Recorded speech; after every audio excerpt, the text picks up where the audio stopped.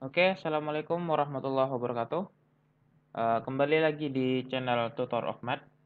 Nah, pada video kali ini saya akan membahas tentang evaluasi tengah semester bersama untuk mata kuliah Matematika 1 SPKB ITS ya. Oke, semoga dari pembahasan ini atau tutorial ini bagi teman-teman yang mengambil mata kuliah Matematika 1 bisa mempersiapkan ETS secara sebaik-baiknya ya. Oke, langsung saja. Di sini ITS itu ada 5 soal ya. Ada 5 soal nanti yang akan dikerjakan. Kita coba langsung untuk soal yang pertama. Soal 1. Di sini kita disuruh mencari penyelesaian dari pertidaksamaan 2 per x kuadrat min x min 2 kurang dari sama dengan 1 per x kuadrat min 3x min 4 ya. Nah, ini termasuk ke materi pertidaksamaan rasional atau pertidaksamaan pecahan. Nah, dalam menyelesaikan pertidaksamaan pecahan, itu langkah yang paling umum pertama kali adalah mengenolkan salah satu ruas. Gitu ya. Jadi mengenolkan salah satu ruas. Kita dilarang menggunakan perkalian silang langsung.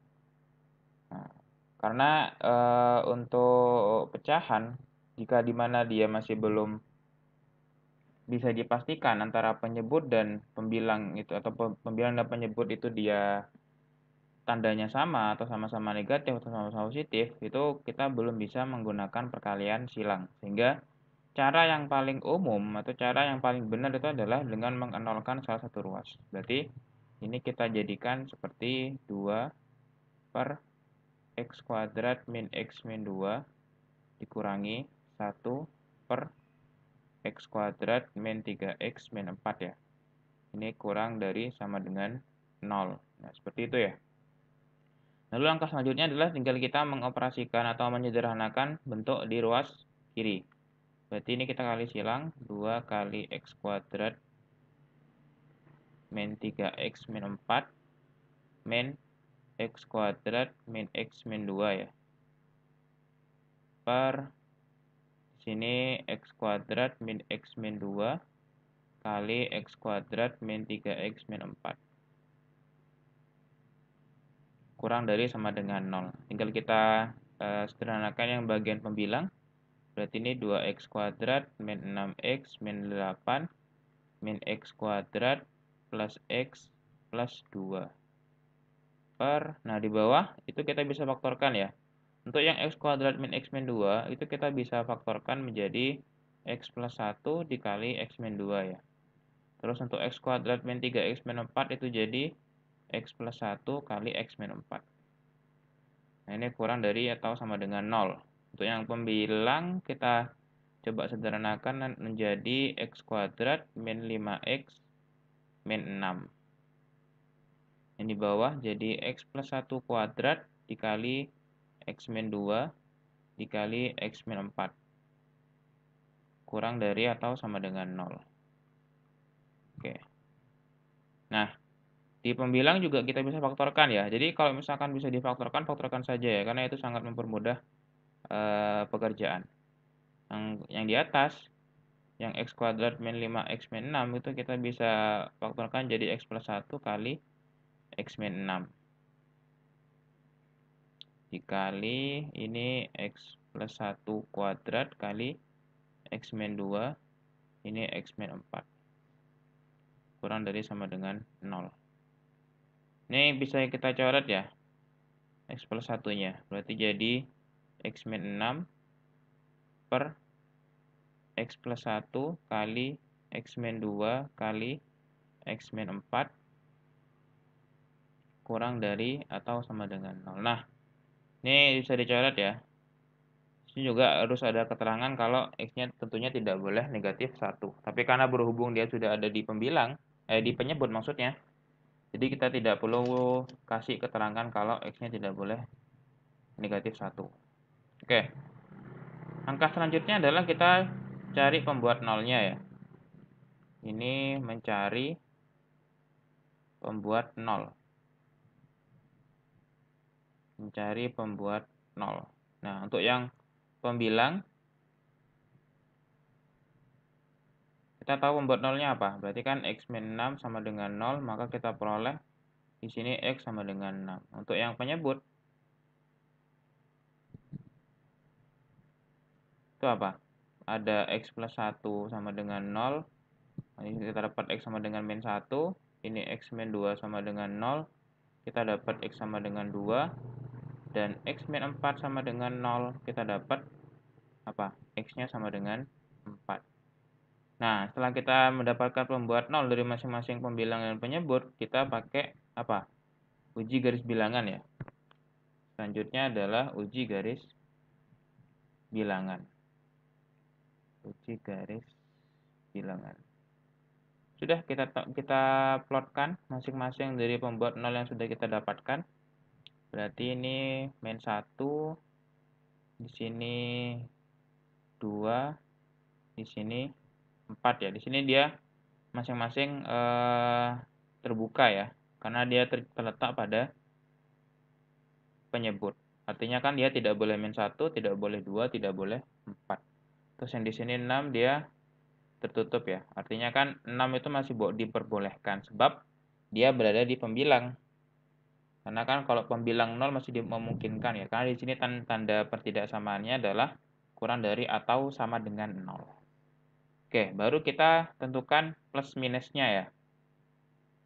Plus minusnya kita ambil yang di sebelah paling kanan.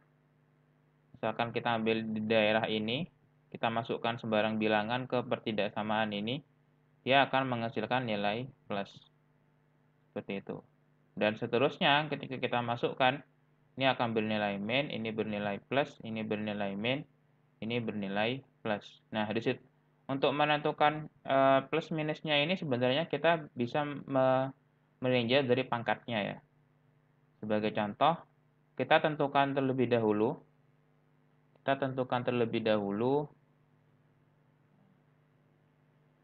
tanda yang paling ujung ya, entah ujung kanan atau ujung kiri. Saya di sini mengambil ujung kanan. Nah, misalkan kita ambil yang sebelah sini katakanlah 7. 7 ketika kita masukkan ke sini, nah nilainya apa? Nilainya pasti positif ya.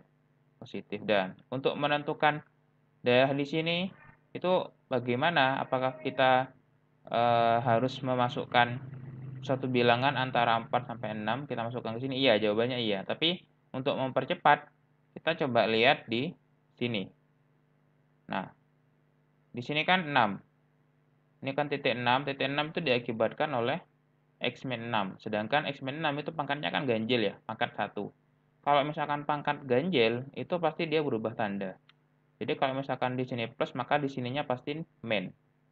Seperti itu. Nah, ini pasti min. Tanpa kita memasukkan bilangan, itu pasti hasilnya min. Terus untuk yang di sini, untuk yang 4 itu diakibatkan oleh X min 4. X min 4 itu pangkatnya adalah ganjil, pangkat 1 kan ya. Maka di sini harus berubah tanda. Yang awalnya min maka harus bertanda plus. Dan seterusnya akan ketemu seperti ini ya. Nah, jadi itu cara lain untuk menentukan plus dan minus dari uji garis bilangan ya. Jadi kita tidak harus memasukkannya satu-satu bilangannya untuk menghemat waktu. Nah, langkah selanjutnya tinggal kita arsir kira-kira mana yang dibutuhkan. Karena di sini dia kurang dari atau sama dengan, maka ini ya yang kita arsir ya.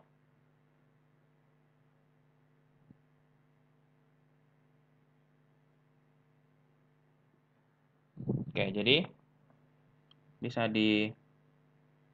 disimpulkan kalau himpunan penyelesaian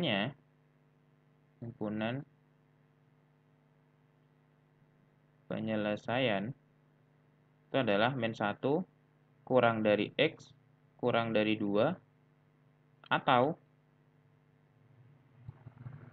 4 kurang dari X kurang dari 6. Itu ya. Itu adalah himpunan penyelesaiannya.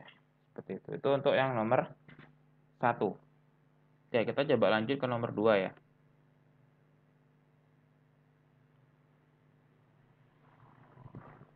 Nah, nomor 2 itu apa soalnya? Soalnya adalah carilah semua bilangan kompleks dari persamaan.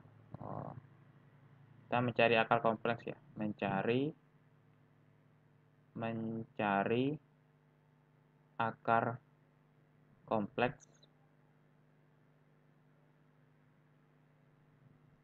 dari persamaan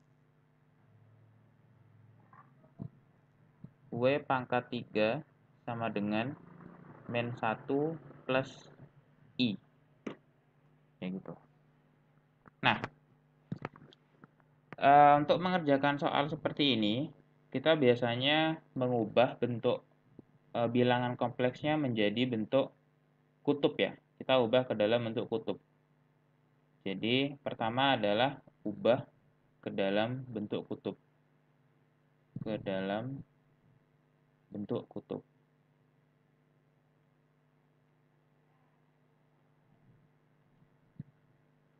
Itu ya. Bentuk kutub itu apa?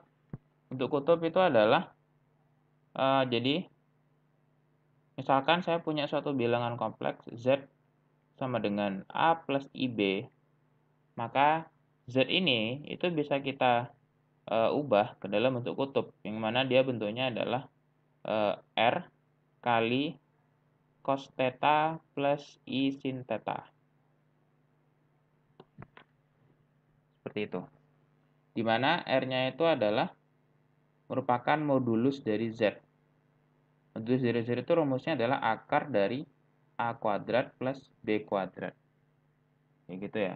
Terus tetanya ini adalah argumen dari Z atau sudut yang dibentuk oleh bilangan kompleks Z pada bidang kompleks. Nah, itu rumusnya apa? Itu adalah artangen dari B per A. Kayak gitu ya. Nah, jadi untuk yang ini, untuk yang bentuk W pangkat 3 sama dengan min 1 plus I, maka kita bisa simpulkan kalau di sini A-nya negatif 1, B-nya sama dengan 1 ya. Kalau misalkan kita berdasarkan bentuk ini. Maka kita dapatkan kalau R-nya itu sama dengan apa? Akar min 1 kuadrat ditambah 1 kuadrat. Nah, ini adalah akar 1 tambah 1 ya. Sama dengan akar 2 atau 2 pangkat setengah. Terus untuk tetanya itu adalah argumen dari W pangkat 3 ya. Berarti ini artangen dari apa? B-nya itu min 1, A-nya min 1 ya. Berarti 1 per min 1. Berarti artangen min 1. Nah, untuk menentukan tetanya, kita juga penting mengetahui di mana letak bilangan ini di bidang kompleks. Letak dari min 1 plus I itu di mana sih?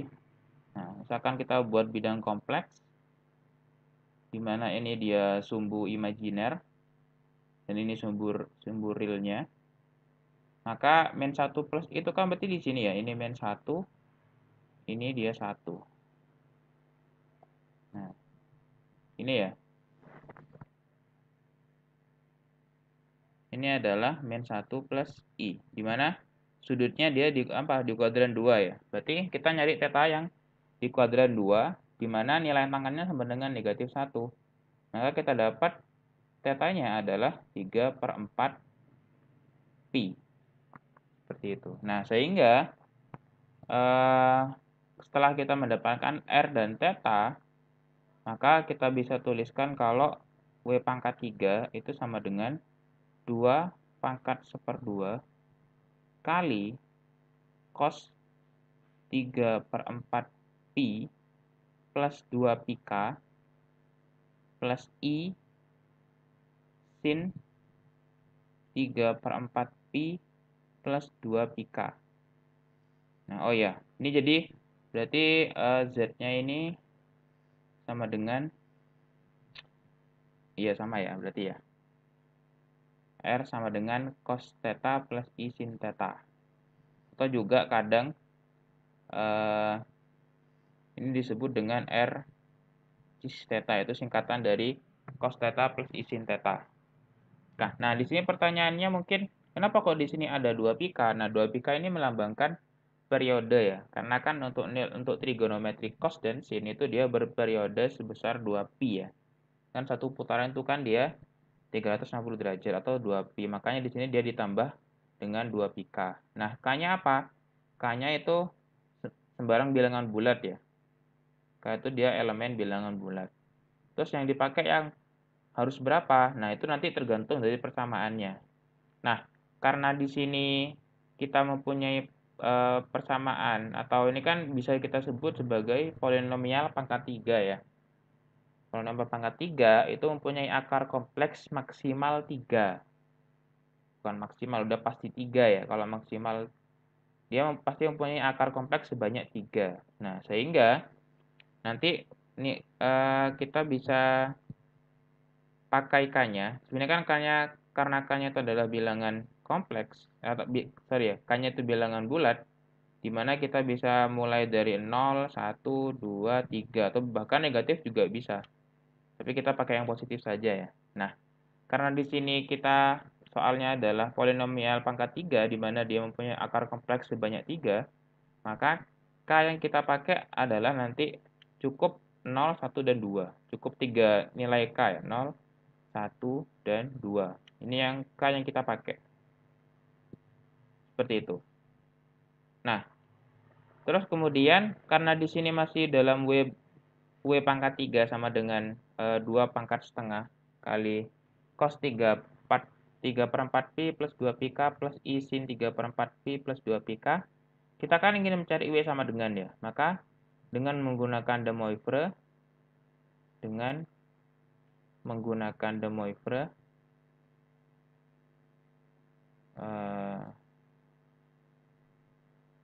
De Moivre itu apa? De Moivre itu, jadi kalau misalkan saya punya suatu bilangan kompleks, Z itu sama dengan R kali cos theta plus I sin theta,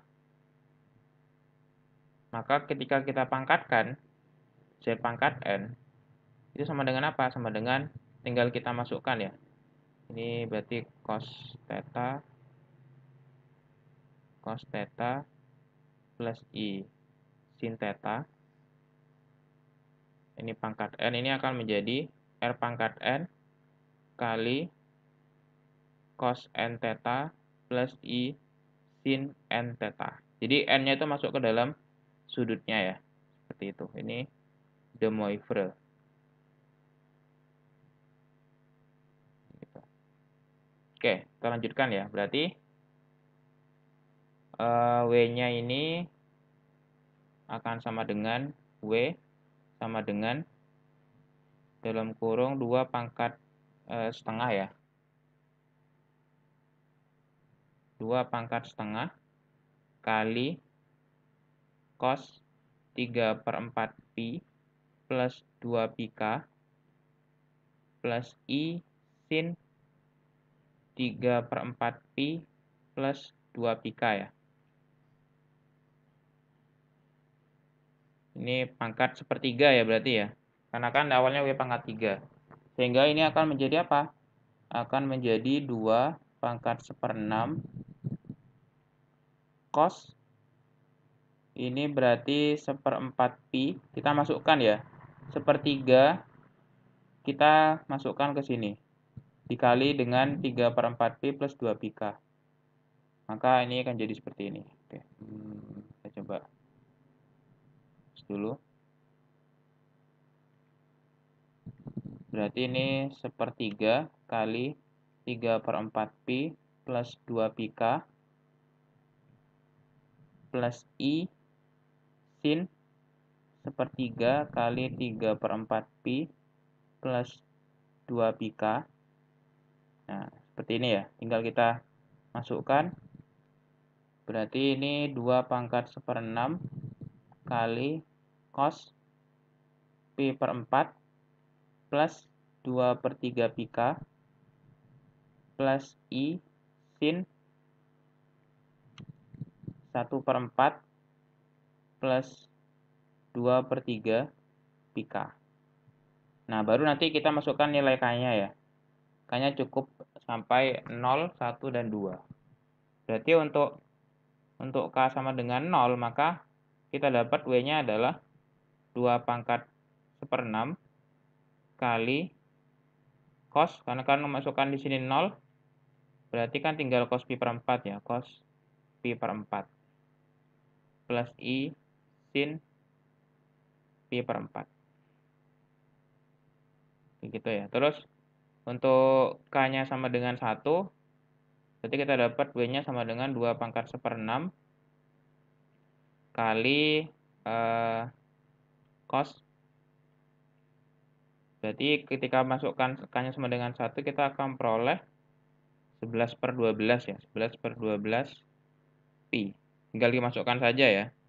Plus I sin 11/12 pi.